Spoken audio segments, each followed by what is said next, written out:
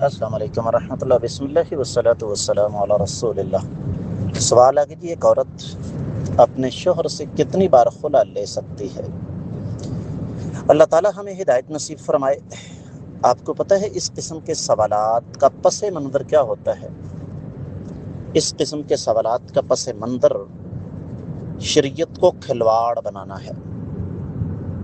اگر تو سائل کے کہنے کا مقصد یہ ہے کہ عورت سال میں کوئی 10-12 مرتبہ مرد سے خلا لے پھر تجدید نکاح کر لے، شریعت تو کچھ نہیں کہے گی، لیکن اللہ کے رسول صلی اللہ علیہ وسلم کے سامنے اس سے ملتا جلتا، خلا کا نہیں، اس سے ملتا جلتا ایک مقدمہ آیا تو آپ علیہ الصلوۃ والسلام نے فرمایا ایلعب بکتاب اللہ وانا بین اظہرکم،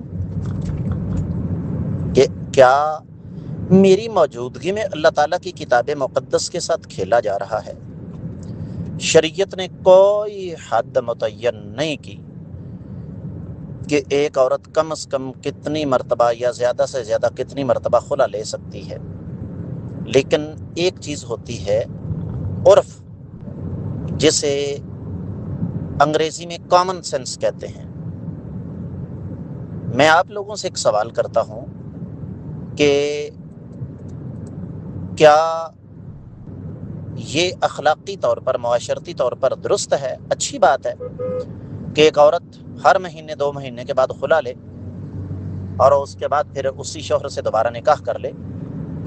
کچھ چیزوں کو شریعت نے اخلاقیات پر چھوڑا ہے، لہذا شریعت تو کچھ نہیں کہے گی، لیکن آپ اور میں اس عورت کے بارے میں کیا کہیں گے جو ہر تیسرے چوتھے مہینے خلا لے کر نکاح کر لے؟ اس پر غور کریں۔